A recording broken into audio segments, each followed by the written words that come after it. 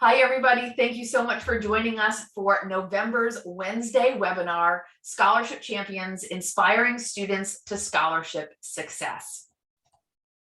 I am joined today, so I am Jessica Whittier. I'm a college access counselor with the Finance Authority of Maine, and I am joined today by Liz Fickett, who is Director of Grants and Scholarships for the Maine Community Foundation. Thank you so much, Liz, for joining us today. No, it's my pleasure, Jessica. Thank you for inviting me. It's a wonderful time. Excellent. So our goal for today is to talk a little bit about some of the things that folks that work with students can do to encourage students and support students in their scholarship process. So I have been kind of focused on scholarships for a number of years now and helping students kind of think about scholarships and how to get there. And I think one of the largest challenges that we have in this process is we certainly know about our highly motivated students who do a great job all on their own, but often we have students who could really benefit from scholarship dollars who get a little overwhelmed by senior year and all the things going on and all the different parts and pieces that are moving, and can get, again, a little overwhelmed by this process. So hopefully we'll give you some ideas today of things that you can do to be a scholarship champion for your students. So we are going to kind of cover three different topics today. We're going to talk about inspiring students. We're going to talk about facilitating scholarship success and motivating your community. So I'm going to start with inspiring your students, and also known as make the case for scholarships, also known as scare your students into realizing that they really need to be considering scholarships as one of the tools to use to pay for college.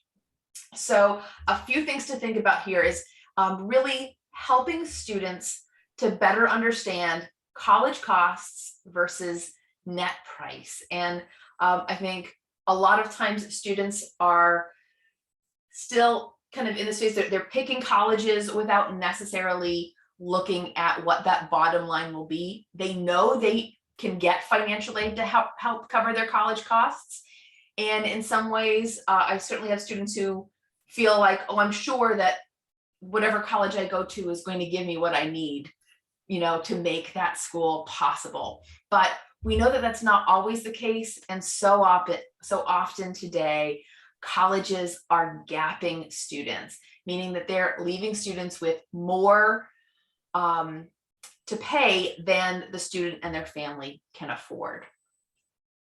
So spending some time, educating students, letting them know about college costs and net price calculators and how to figure out what their net price would be at colleges, but also making sure students understand how financial aid packages work. And so this is brand new. So again, I love when I go into high schools and I'm talking to students and parents about the FAFSA, and they're like, oh, you're so good at this. I'm like, when you do it every day, all day, you can be a pro at it too. When it comes to financial aid packages and the FAFSA, this is all new stuff for students and parents. And so understanding how this works can be really, really challenging. So find ways to share that information with your students. And then again, talking about that gap, that difference between what families can pay for college and what colleges are going to expect families to pay. So some of the ways that you could do that are through classroom lessons or presentations. Certainly we at FAME, we've created lots of videos. We're willing to come into your classrooms and your schools and talk to students early on about financial aid. And we'll come and talk to seniors about financial aid packages and reviewing packages. And the MES Foundation also has a great guide called Plan for College that you can check out. And so we also have Plan on we have a physical piece called Plan on our website. But finding different ways that you can share that information, maybe it's daily or weekly information sharing. So it's a weekly email about, college scholarships or something like that, but adding those little pieces of information. There's a school that I work with that does their daily counseling office kind of like facts or knowledge. And it's just one line that goes in with the daily announcements that that either the school, it'll be read over the announcements, or in this particular school, they have printouts, and in their learning communities, they'll read the announcements that way. So it's a great way to also encourage discussion, maybe in those homeroom classes or those smaller groups, about some of those facts about going to college. And certainly talking about net price would be one of those things that would be really great.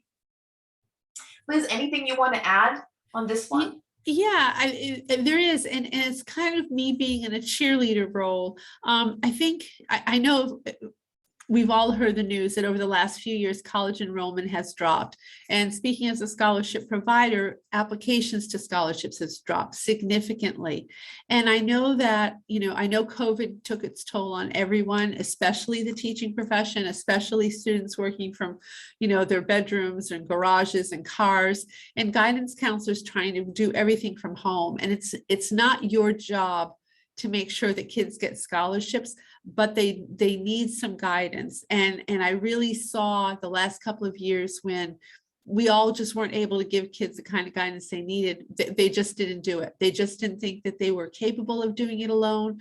Their parents didn't think they were capable of doing it alone. The FAFSA is very intimidating, especially when folks hear that it's tied to your taxes and that they can feed information from your IRS taxes into your FAFSA. That's an intimidating thought for a lot of people, especially people who aren't, internet savvy. So anything you can do in your building to get students and parents on board, to encourage them to come in and ask questions, to understand that the number that they see for their college tuition isn't the only cost that they're going to have to pay, that there is tuition and there is room and board and there is insurance and a computer and everything else, to make that case for scholarships being so very important to their ability to going to school. So I just encourage everyone to, grab some teachers, grab some other guidance personnel, put it in the newsletter, get parents talking about it. I've attended FAME evenings in the past, and they are really, really beneficial. They give you that security and they don't leave you hanging. Parents and other people can contact FAME as well. So I think that it's a good place to start. Yeah. We've actually created animated videos as well. So those are fun things to share if you have social media pages or like television screens inside your hallways and stuff. So we definitely have one on net price calculators and on understanding financial aid packages. So those are great places to look as well. Great. So now let's talk about dispelling some of the myths. So when we talk to students about applying for scholarships, what are some of the things that they might say to us about why they are not applying for scholarships? So lots of scholarships are small dollar amounts. So yes, there are some really great big ones that are $10,000 or the full cost of college, but many of them are, $100, $200, $500. So this idea that $500 is not enough to make a difference. And here's where I love to do calculators with students. So we have some student loan debt calculators on our website, and you can actually figure out if you took out $500 a year in a student loan versus getting that in a scholarship, what would that do over the 4 years you're in college? And then the 10 years that you would take to pay it back, you would almost pay double that original $500 amount. So it is definitely worth, that $500 scholarship is definitely worth it. I also love talking about how long did it take to make that $500? So maybe you wrote an essay and you got a letter of recommendation. So, maybe it took you 2 hours to kind of pull all your stuff together and make it happen. If you made $500 in 2 hours, that was $250 an hour. Where else are you going to make $250 an hour? So especially for a high school student, this is a really great way to kind of frame it, that these scholarships can really make a difference. Even the small ones, they all add up. That's for sure. And some scholarships have, some places have scholarships with a common application. So a student fills out one application, for instance, the Maine Community Foundation, they can fill out one application and be considered for multiple awards. So that one application might earn you 3 different $500 scholarships. You never know. Right.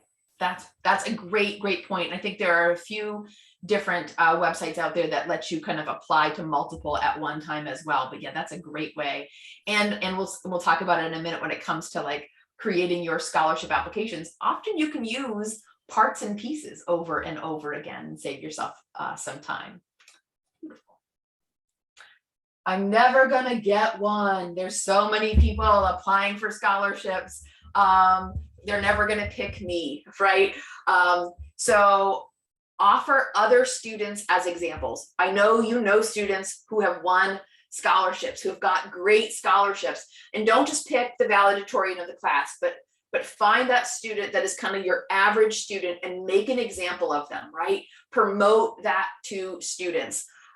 Make them aware of more of the local scholarships that have low applications. So I know Liz can talk a little bit about some of the applications that they have at Maine Community Foundation that maybe don't get as many, but I will tell you, for years, I worked with Lainey Wellahan in their scholarship program. And again, very few applications coming in for those scholarships.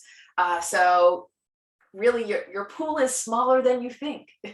Yeah, those local scholarships are so important because they're started by people in the community to help the students at your local community school. And, who better knows the students than the committee members that live in the community or that are in your school themselves. And so, applying to Coca-Cola or Dell is great, especially if you happen to be that valedictorian. But if you're someone who's just kind of, in the middle of the pack, you deserve to go to college, you deserve to have those scholarships as well. And we're better to start than in your local community. And there are so many of those, of the ones that are started by, the Historical Society or the Ladies Aid Society or the Boy Scouts, and they don't get the number of applications that they would like to have. And so, talk to the student about their interests and go to the town office. Sometimes the town offices have scholarships on file that the school doesn't necessarily know about. I know that's the case in Winter Harbor where we're from originally. And make sure students also understand that they don't have to just apply during their senior year of high school. Often the local scholarships don't specify that it has to be a high school senior. They just say a student from the community that's heading off to college. Yep. You and right. And some of those are renewable and some of them you can apply to as a 3rd year college student. So, get them into their community asking those questions. Yeah, absolutely. All right. And so the last one we'll talk about is winning a scholarship means they're going to take away my other financial aid. And so although we absolutely know that this can be the case at some colleges, and so I will talk to students who are looking at schools that meet 100% of need. And those kinds of schools, it can be a little bit more kind of give and take. Many colleges out there do a lot less of that than students think. So understanding what it means when there is a gap in your financial aid. So that is the difference between the expected family contribution that it says on your FAFSA form and how much the college expects you to pay.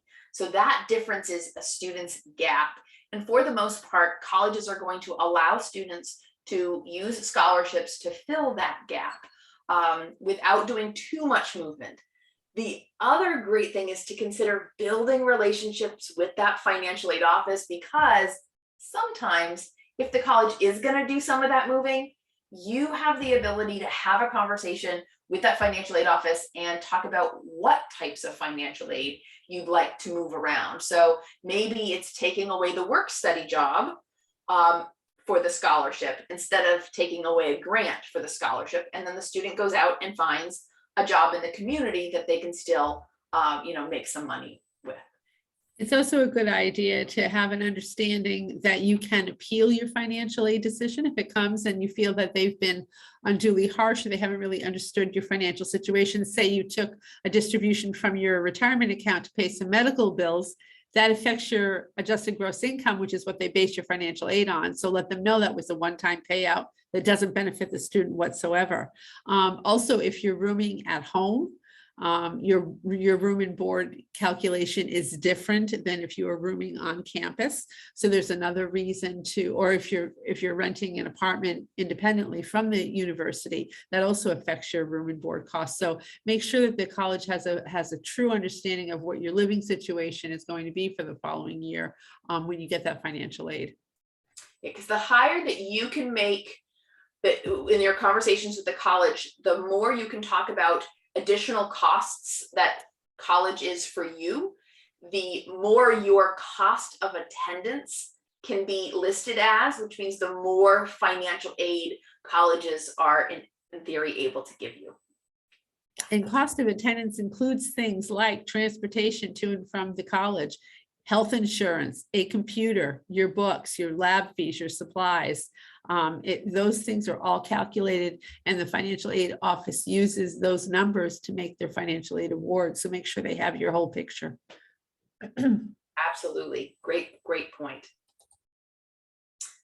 Another thing that we would encourage that folks do to motivate their students is to celebrate success. So using your announcements in whatever form that you have them. I know lots of schools who do award boards. So they do college boards that might list where the students are going to college or where they've been accepted, but really talking about when students are getting those scholarships and maybe keeping them up. Because a lot of times students get those scholarship awards in April and May and June of their senior year of high school, and then they're gone. So you take it down.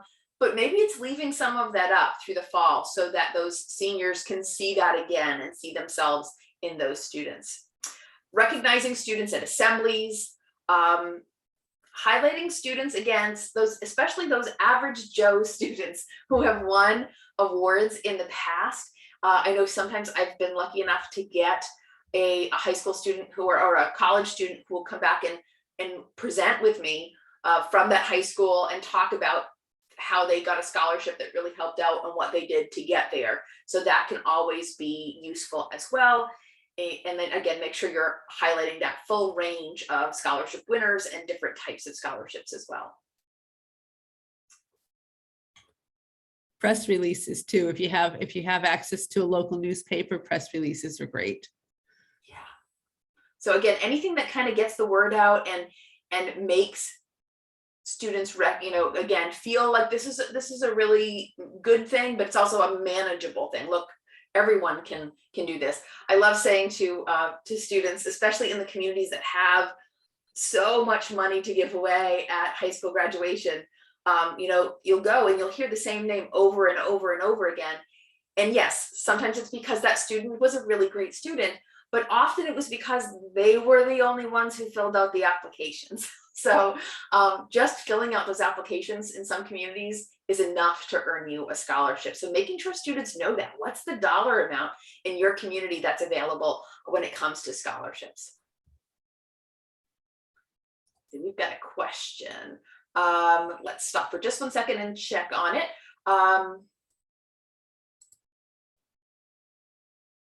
So this is, I don't know who this came from, but this is just a reminder that it would be great if folks made sure that students understand that they do need to let their financial aid offices know that they are getting a scholarship, so in writing. So what happens if they don't is that if they don't know in advance, if a financial aid office doesn't know in advance that you've got a scholarship coming their way, they have to react to it when it shows up. So they get the check from the person, awarding the scholarship. And now the financial aid office has to go back and refigure out your financial aid. And sometimes that can be when you're already on campus and you're in classes and you do not want, it's really hard when students get that notification while they're on campus and they're not in a place where they can maybe talk to their school counselors or talk to their parents or get that extra advice along the way. And then it can really kind of, make that a little bit more challenging for them. So making sure that if a student gets an outside scholarship, that they are letting the colleges know. And I would say this is in writing, but I think email is a good way to let financial aid offices know, but certainly a copy of your award letter from that, the folks that have given you that scholarship would be a great thing to send to a financial aid office. Yeah, and it's important to know that the scholarship providers do not do that. That's not their responsibility, nor is it the schools. It's each individual students. So, and every school has a different reporting method, but definitely, it's on the student and parent shoulders. Yeah, thanks so much for that comment. That is a really, really great point to make. And get personal. And I know we all do this, right? We really hope that we do this. And that is to talk to students one-on-one about scholarships you think they'd be great for. But I know that there are always those students that you just can't get to, who don't come to you, who are not, motivating themselves. So it might also be encouraging people around you to also encourage those students. So maybe it's letting your teachers and administrators or your school community know what scholarships are out there, what's available, and encouraging them to say, hey, if you can think of a student who would be great for this scholarship, if you could personally hand them this application, we'd really appreciate it. And I know students who get that stuff right from their teachers and their coaches, that means something. It's not just a generic email going out to all the students, but some way. So even if you can encourage, maybe make it a competition, right, among teachers and administrators to see who can hand out the most scholarships. Maybe they each have their scholarship papers are different colors. See who gets in the most. But again, getting personal, finding ways to make sure that students kind of feel heard and are not lost in the process. Scholarship. So finding some scholarship success, make sure you're using free searches. So here's where I plug. So our website at FAME, we have a list of Maine-based scholarships, and the Maine Community Foundation has a giant list of scholarships that they administer as well.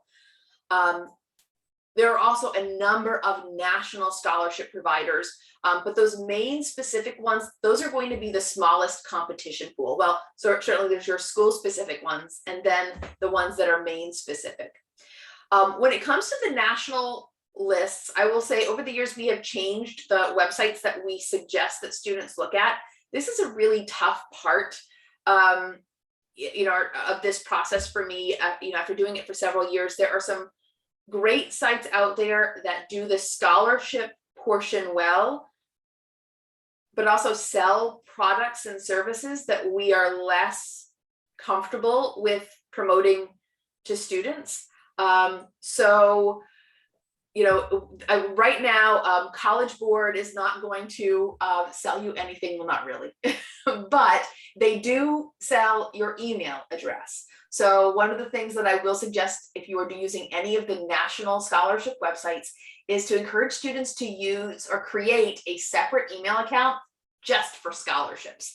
And that way, all the junk mail that might come their way is coming to just that specific email account. And some of it, students won't think it's junk mail. It's like stuff from colleges, like, hey, here's some information about an open house and all this, but it keeps all of that out of their regular email account. So when they are done this process and they've gone off to college and they've gotten all the scholarships that they want, then they don't have to pay attention to all those extra things. And I'm also just going to plug iGrad. So iGrad is a site that traditionally you would have to pay for, but FAME has purchased a subscription to iGrad for every student in the state of Maine. So you can go to fame.igrad.com, and there is a fantastic search tool there as well. Maine Community Foundation also has a list of resources on our website. We have over 650 scholarships statewide, but then we also have a resource library for other places to look, and just for how to get some other resources, try to get information about financing and about college in general. Yeah, so making sure the students are using sites that work for them, that are not, so again, we always tell students, do not pay anybody for a scholarship application. I see this a lot, especially with arts related scholarships. I think a lot of art students are trying so hard to get scholarships that they are willing to do things like send a $20 fee along with a piece of their original artwork off for judgment. And now that organization gets your artwork and your money. So just things to think about, to try to be, careful. Don't pay anybody to apply for a scholarship. Don't pay anybody to apply for the FAFSA. So what does your school's scholarship page look like? So here's where I just wanted you to kind of think about that. So I did go and look at a bunch of different sites here in the state of Maine that different folks that have some really great websites, and then some where it's really hard, even as an outsider trying to find local scholarship information. I know a lot of schools use their student information system like Naviance or Power Schools or things like that to put that information out there. But if I am someone trying to help a student, I'm not going to be able to use those sites to access that information. I don't have a login for those systems. So making sure there's some place on your website or some place where students and community members can learn more about the scholarships that are available to the students at your school. And then maybe we'll talk a little bit more about, you can find more information about that here, and this is how to find out more. And then again, we've talked already about really pushing those local scholarships and talking about them in the schools, in the communities, letting folks know what's there.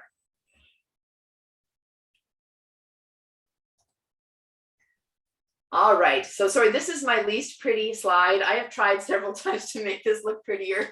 But this is when it comes to working with students with scholarships and getting organized. Again, one of the things I hear the most is it's overwhelming. There's just so much out there. I don't know where to get started. So these are some of the tips that I give students when I'm working with them to kind of get things going. And I will say, we at FAME, we do hold successful scholarship application workshops a couple of times a year. So we usually send those out to our college access folks. So if you got the email letting you know about this webinar, then chances are you will get the email letting you know when we have those other trainings for students as well.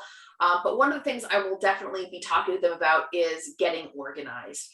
And so I have right on the desktop of my computer a scholarship folder. Now I know students don't necessarily have desktops the way I do, so they might have a Google folder, a Google Drive folder on scholarships, but creating that folder where they are keeping everything. And so you'll see here on the bottom right that inside that folder, I have got first and foremost a scholarships part folder. So this is every time I write an essay or produce anything that I'm going to send to any scholarship, I will save a copy of it into that folder.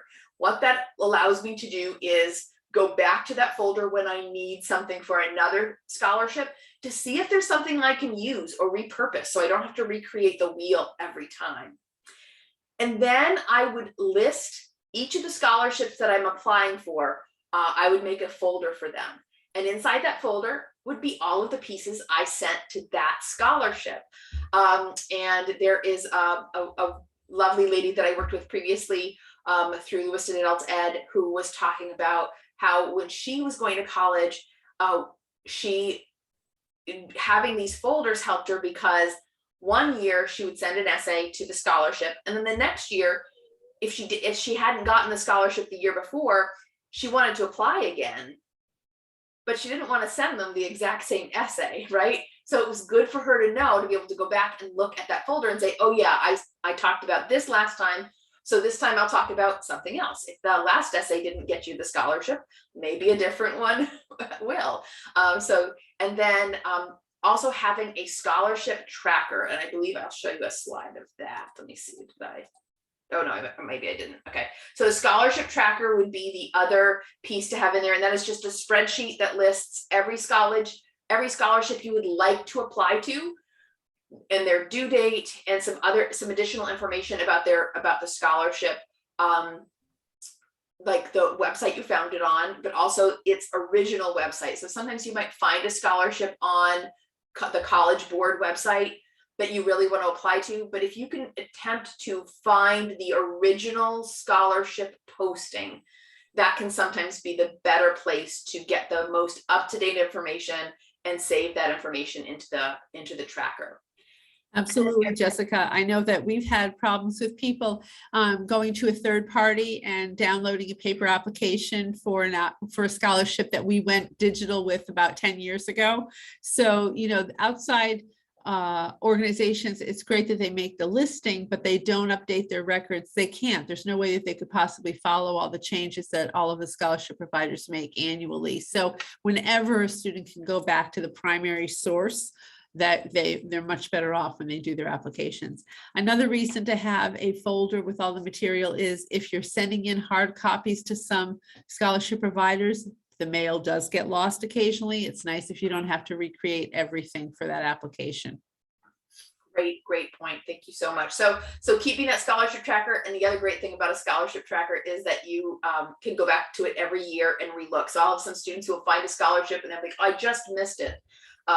The CIA scholarship that's due in September every year is one that notoriously students are not looking for scholarships in September, right, of their senior year of high school. And they're like, oh, I totally missed it, and that would have been great.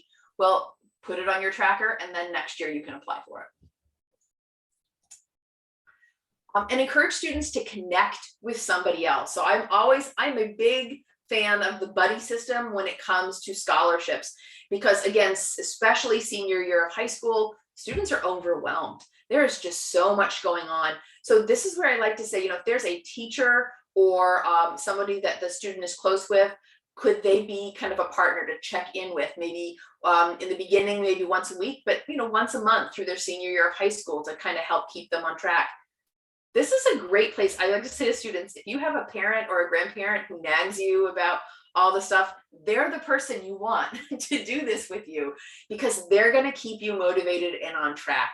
So it's just finding that person that can guide, proofread. They've got access to your spreadsheet as well. So they can say, oh, hey, I noticed that you had a deadline coming up. Did you get everything in?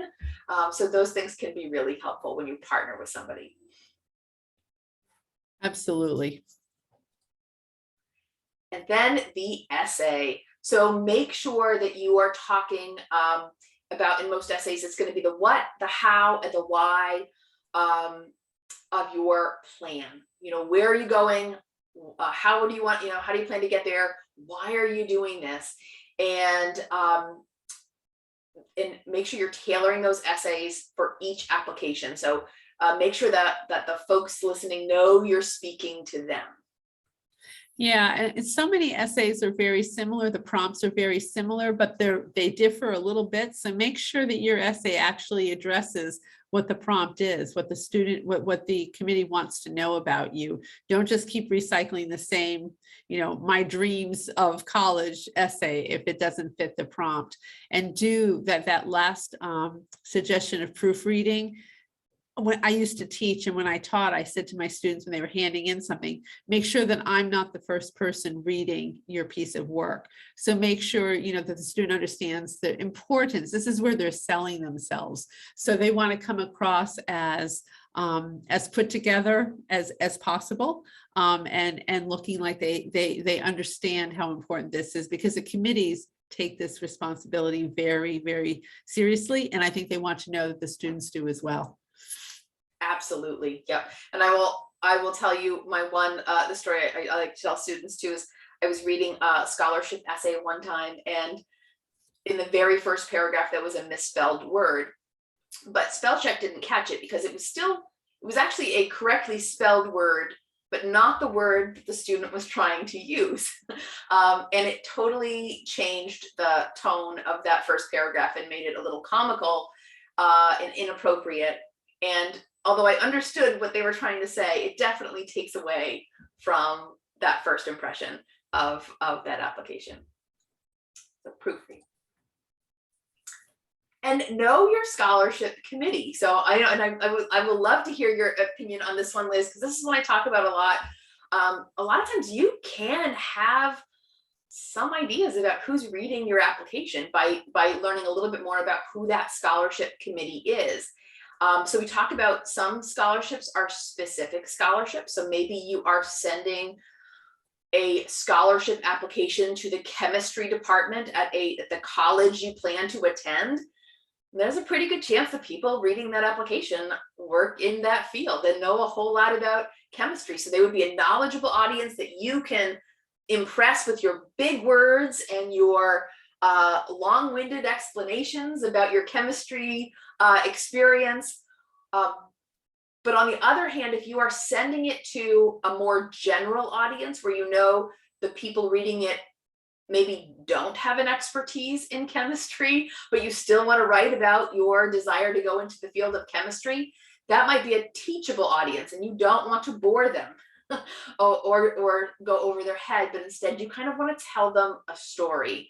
But also, do that research to think about who's reading on the other end and what matters to them. Absolutely. And the committees are reading 10, 15, 20, 30 applications. So you want the student to, stick out in a good way. You want their essay to be memorable in a good way. So, as Jessica said, know your audience. We have a scholarship for journalism students. So people who want to go out and be writers and broadcasters.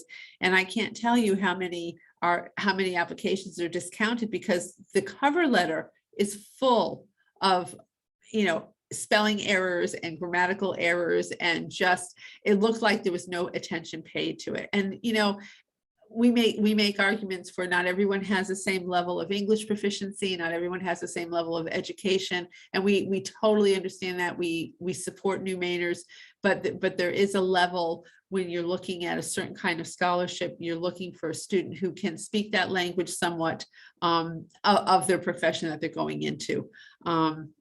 We have another one that's for people going into business. And I had someone write a very funny essay one time, and they were going to be an artist, which is just a wonderful thing, but they weren't going into the insurance side of the business, and they could have saved themselves some time if they had just read the brief on what the application was supporting. So that's another thing. Make sure that you're applying for something that you have a chance of being considered for. Absolutely. Yeah. So those essays matter. Think, and maybe taking just a little bit more time to think about them too. Yeah. Those, and again, have them proofread. Absolutely. Always. All right. So we're going to move into our last section of today, and that is motivating your community. So I know one of the, I go into all kinds of different schools, and there are communities that have very, very large programs, scholarship programs. And then there are communities that have very few community-based scholarships. So how do you motivate or encourage your communities to do that? So one of the things that I always like to talk about is celebrating students, which we talked about earlier, along with the community organizations that are supporting them. So when you're talking about that student who won that great scholarship, make sure you are also talking about that business owner that put that scholarship forward and how wonderful it is that they are supporting students. And maybe it's a picture, right, of that student with the business owner or the organization that gave them that scholarship. And it's that's going in the paper or going on your social media page. And the more that other community members can see that, the more likely that they are to, wonder, how could I start my own scholarship? And then Liz, I think, can share with us a little bit more information about how to create a scholarship and how to share that information with others. Absolutely. We are approached all the time by community groups such as alumni associations at high schools, Kiwanis clubs, Rotarian clubs, women's associations. What's happening in Maine is a lot of clubs are aging out, and a lot of the civic organizations. And so they're looking for people to administer their scholarships for their community. So they come to us, and in that way, we can invest their money. We can sit a committee, or they can continue to be their committee, and we can help them with the administration of the scholarship, still with that same purpose of benefiting their community. Word of mouth in a community is just amazing what it does. Up here where I live and work in Hancock County, we have the Brooksville Education Foundation, which is located in Brooksville. And they started with just a couple of funds that they funded with some independent donors. And over the years, they have done so much PR and working with the schools and making sure that everyone knew about the recipients, about the scholarship. They did a beautiful newsletter every year. And so what's happening in Brooksville is people who are in the community are making the Brooksville Education Foundation part of their trust, part of their bequest plans for after they're gone, to start a fund in their name that's with the Brooksville Education Foundation that's invested with us. So we probably have 8 or 9 funds right now under the Brooksville Education. Brooksville is not a big town, it's a tiny town. But I will tell you that the word of mouth has really done a lot of good to those students.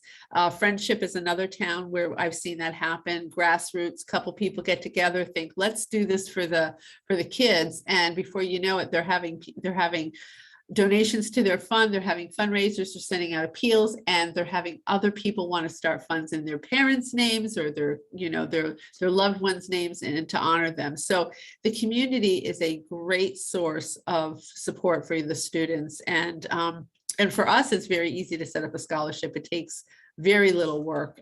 So it's really nice when we do hear from people out in the communities in Maine. We have, scholarships in all 16 counties, and it's just really nice when you get a small group. Aroostook County has had amazing community support for some of their alumni funds that are, well over $1 million.